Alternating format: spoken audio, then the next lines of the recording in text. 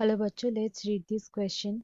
The question says, number A, in the modern periodic table, why does cobalt with higher atomic mass of 58.93 appear before nickel having lower atomic mass of 58.71?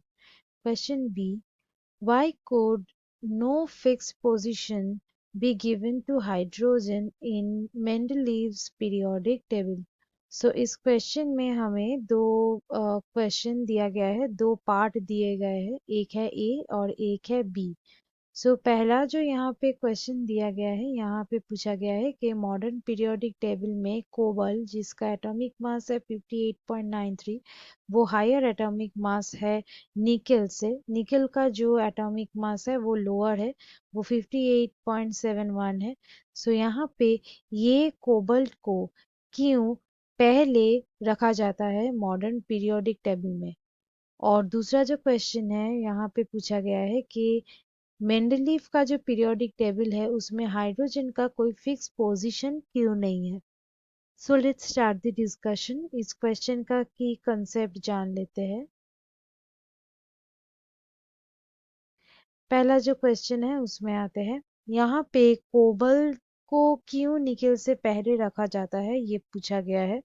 Basically यहाँ पे cobble का जो atomic number होता है वो है 27 और nickel का जो एटॉमिक नंबर है वो होता है 28।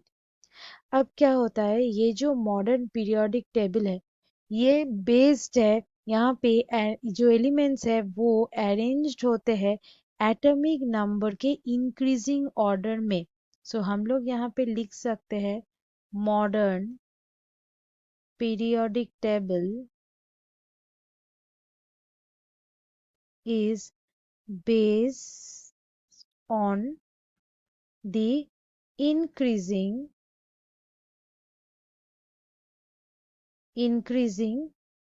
order of atomic number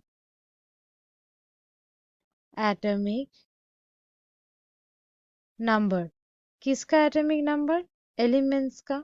so of elements, इसका जो इंक्रीजिंग ऑर्डर है उसके ऊपर ये डिपेंडेंट है।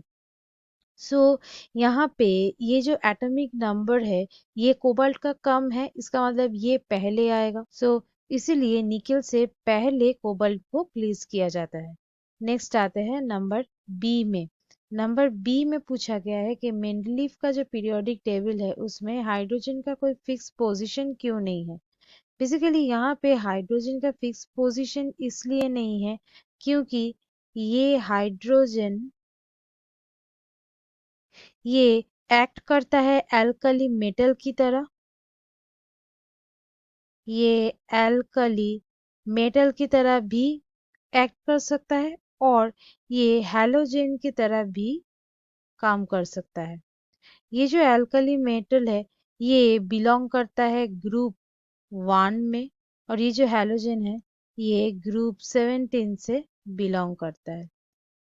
सो हाइड्रोजन मेटल के साथ भी रिएक्ट कर सकता है, वो आयोनिक कंपाउंड्स फॉर्म करता है, इसलिए वो जो हाइड्राइड्स है वो फॉर्म कर सकता है और वो नॉन मेटल के साथ भी रिएक्ट कर सकता है और कोवैलेंट कंपाउंड्स बनाता है। कोवैलेंट